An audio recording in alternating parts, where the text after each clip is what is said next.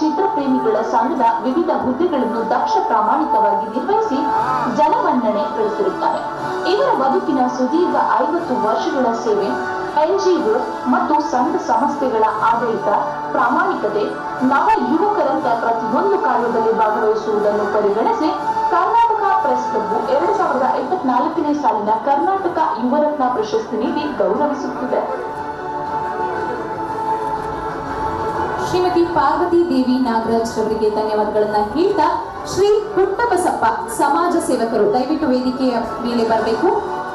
ಶ್ರೀ ಪುಟ್ಟಬಸಪ್ಪರವರು ಸಮಾಜ ಸೇವಕರು.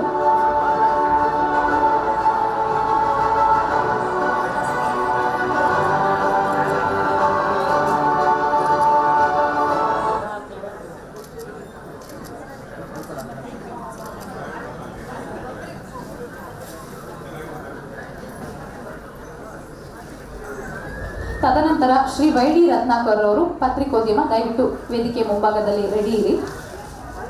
ಶ್ರೀ YD ರತ್ನಾಕರ್ ಅವರು